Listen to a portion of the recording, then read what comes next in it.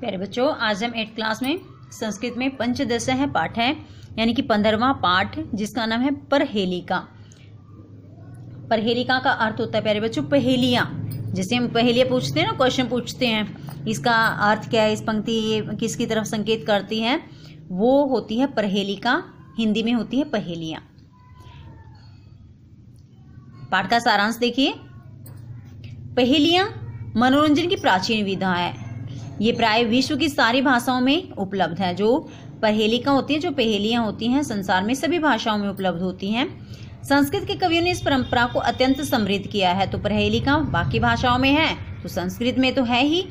पहेलियाँ जहाँ हमें आनंद देती है, वही समझ बूझ की हमारी मानसिक और बौद्धिक प्रक्रिया को तीव्रतर बनाती है। पहेलिका हमें आना तो मज़ा तो आता ही है, हम जब कोई हमसे पहेलियाँ पूछते हैं या हम किसी से पूछते हैं, लेकिन साथ में क्या है, हमारी सूझबूझ की, हमारी जो मानसिक और बौद्धिक प्रक्रिया है उनको तेज बनाती है। इसका अर्थ क्या है, मान लीजिए हमसे कोई पहेली पूछता है तो हम बहुत जोर लगाते हैं अपने माइंड पर, बहुत सोचते हैं उसके बारे में कि इसका आंसर क्या होगा। तो इससे क्या है, हमारी मानसिक और बौद्धिक प्रक्रिया वो तेज होती है। इस पाठ में संस्कृत पहेलिका बूझने की परंपरा के कुछ रोचक उदाहरण प्रस्तुत किए गए हैं। देखिए, कस्तूरी जायते कस्मात। कस्तूरी जायते पैदा होती है, कस्मात किससे, यानी कि फर्स्ट क्या है पहेलिका, कस्तूरी जायते कस्मात, कस्तूरी किससे पैदा होती है। सेकंड, को हंती करिणाम कुलम, को कौन हंती मार देता है, करिणाम यानी कि हाथियों के, कुलम यानी कि झुंड को। तो दूसरी पहेली क्या है, हाथियों के झुंड को क्या हंती कौन मार देता है। किम कुरियात कात्रह युद्धे, युद्धे यानी कि जो युद्ध में है, कात्रह यानी जो कायर लोग होते हैं, किम कुरियात क्या करें, कायर लोग युद्ध में क्या करें। दोबारा से देखिए इनको। कस्तूरी जयते कस्मात, कस्तूरी किससे पैदा होती है, कै हंती करिणाम कुलम, हाथियों के झुंड को कौन मार देता है, किम कुरियात कात्रह युद्धे, और कायर युद्ध में क्या करे। ये जो तीन पहेलियां हैं, इसका आंसर है 4th लाइन में। फर्स्ट देखिए मृगात, यानी फर्स्ट पहेली क्या थी हमारी, कस्तूरी किससे पैदा होती है, किससे होती है, मृग से। मृग की नाभि में ही कस्तूरी होती है, और मृग उस कस्तूरी को, खुशबू को ढूंढने के लिए पूरे हिरण उसमें जंगल में ना घूमता फिरता रहता है, लेकिन उसको ये नहीं पता होता कि वो जो कस्तूरी है उसके अंदर ही है।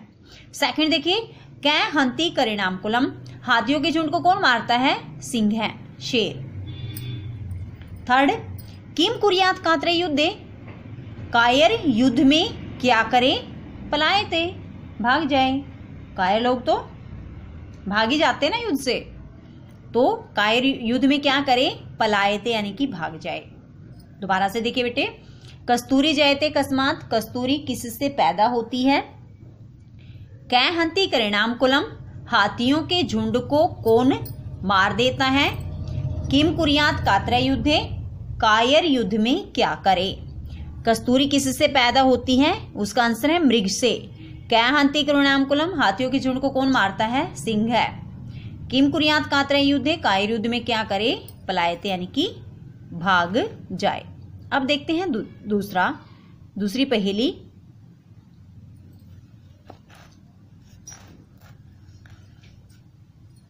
सीमंतिनीषु का शांता।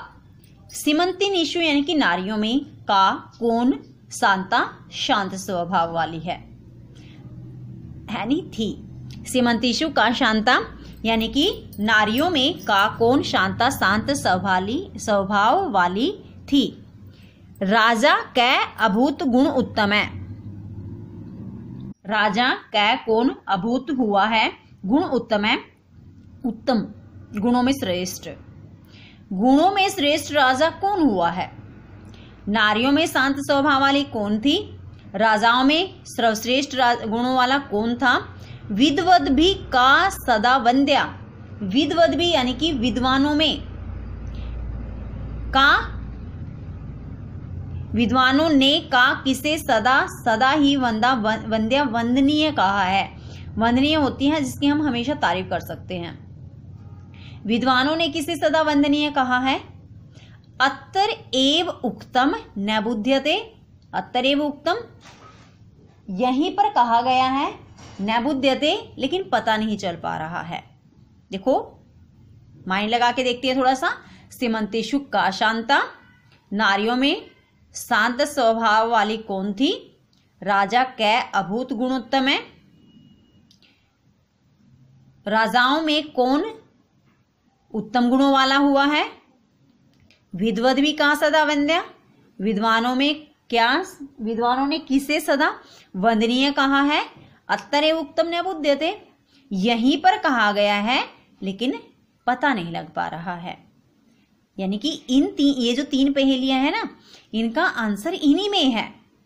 और आंसर कैसे हैं? देखो बेटे, सीमंतिनीषु का शांता, यानी कि इस पंक्ति में पहला वर्ण और लास्ट वर्ण जब हम जोड़ेंगे तो उसका आंसर बन जाएगा सीता, यानी कि नारियों में शांत स्वभाव वाली कौन हुई थी? सीता। सेकंड देखो, राजा कै अभूत गुण उत्तम है, राजाओं में श्रेष्ठ गुण वाला कौन हुआ है? फर्स्ट वर्ण क्या है? रा, लास्ट क्या है? मैं, तो कौन हुआ है? राम। तीसरा देखिए, विद्वद भी कहाँ सदा वंद्या, विद्वानों में ने किसे सदा वंदनीय कहा है? फर्स्ट वर्ण क्या है? वी, लास्ट क्या है? द्या, तो सदा वंदनीय किसको कहा है? विद्या को। तो इन जैसे पहली वाली पहेली का थी, इन तीनों पहेलियों का आंसर था मिला था हमें लास्ट वाले लाइन में, लेकिन ये जो दूसरी वाली पहेली का है इसका आंसर फर्स्ट और लास्ट वर्ण मिलेंगे ना तो बनेगा। फर्स्ट का है सीता, सेकंड का है राम, तीसरे का है विद्या। नारियों में शांत स्वभाव वाली हुई है सीता, राजाओं में श्रेष्ठ गुण वाला हुआ है राम, विद्वानों ने किसको वंदनीय कहा है? विद्या को।